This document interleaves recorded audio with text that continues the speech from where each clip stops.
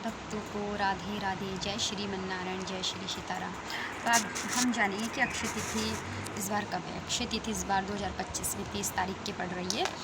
तो जानेंगे अक्षय तिथि पे हमें प्रभु जी की सेवा कैसे करनी चाहिए। तो देखिए, अक्षय तिथि पर आपको प्रभु जी की सेवा वैसे तो कहते हैं कि 21 दिन की करते हैं, लेकिन आप जैसे आप चाहो आप अक्षय तिथि पे 5 दिन की, 3 दिन की, जिस हिसाब से आपको टाइम और समय और जॉब है तो आप उस हिसाब से ले सकते हो। 5 दिन आप, 21 दिन आप अलग अलग प्रकार से ले सकते हो। नहीं तो ज़रूरी नहीं आप 3 दिन और या 5 दिन भी आप अवश्य, 5 दिन तो आप अवश्य ही करें अक्षय तिथि पे प्रभु जी की सेवा अलग अलग प्रकार से। तो जानते हैं हम कैसे करनी चाहिए। तो देखिए, पहले अक्षय तिथि पे ठाकुर जी के चरणों में अवश्य चंदन लगाए, क्योंकि उस दिन हमें प्रभु जी के साल में एक बार बिहारी जी के चरणों के दर्शन होते हैं अक्षय तिथि पर। तो है ना, चंदन से लेके आप पूरे शरीर के अंग अंग पे प्रभु जी के चंदन लगाए। ठीक है, उस चंदन को आप अगर प्रभु जी का मेकअप है तो आप मास्तक पर लगा सकते हो, ऐसे पूरे शरीर अंग अंग पे प्रभु जी के चंदन लगाना चाहिए। ठीक है, और दूसरी बात, आपको जो चंदन बनाना है ना, वो चंदन आपको गुलाब जल और गंगा जल से बनाना है। ठीक है,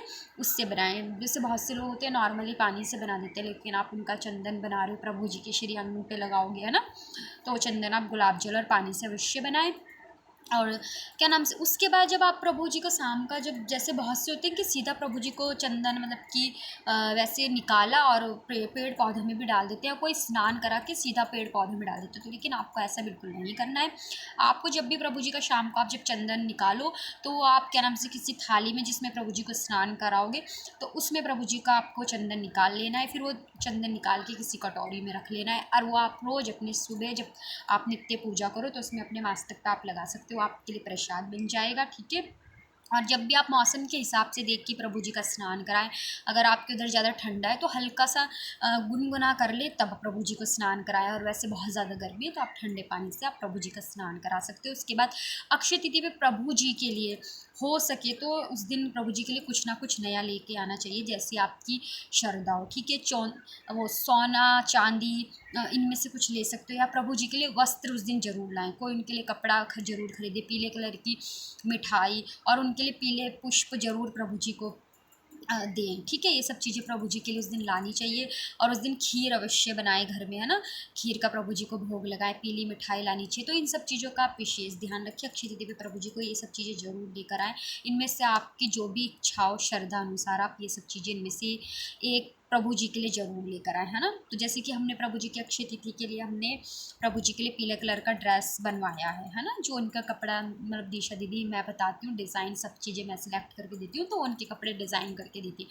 तो मैंने उनको इस मतलब कि हम पूरे प्रभु जी के श्री अंग पर चंदन लगाएंगे, तो हमने मतलब उनको ऐसा नैपी वाला बनाया कि नीचे से नैपी वाला ही वो डिज़ाइन करके बना दे, ताकि वो डिज़ाइन का डिज़ाइन भी रहे, और पूरे श्री अंग पे प्रभु जी के चंदन जो लगा दे हम। तो हम प्रभु जी की जो चंदन लगाएंगे, जो चंदन श्रृंगार करेंगे ना, चंदन श्रृंगार, तो उसकी वीडियो भी आपको जल्दी दिखाएंगे कि हमने प्रभु जी का चंदन श्रृंगार किस प्रकार करा था ना।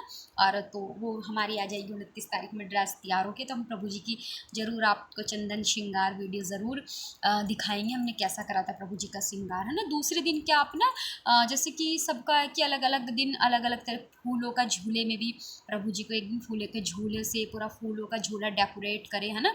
उन तो उसमें भी आप उनका एक दिन की सेवा इस प्रकार ले सकते हो। दूसरे दिन आप उनको फूल सारे हर किस्म के फूल लेकर फूलों के टब में थोड़ी देर प्रभु जी को पानी में रखिए, है ना। इस तरीके से भी सेवा, तो 21 दिन नहीं कर सकते आप, तो 5 दिन या 3 दिन अवश्य प्रभु जी की चंदन सेवा करें। रोज़ प्रभु जी के चरणों पे चंदन जरूर लगाएं। उसके बाद ही आप उनकी जो भी अलग अलग तरीके से आप सेवा ले सकते हो।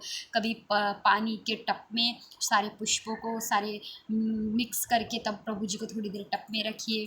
किसी दिन आप फूलों की सेवा ले सकते हो, फूलों से सजाइए, है ना। तो अलग अलग किसी दिन आप ना पूरा श्रृंगार ही उनका फूलों का करिए, यानी कि फूलों के कान के कुंडल्स बनाइए, फूलों का ही हार, है ना, फूलों की सारी ज्वेलरी बनाइए।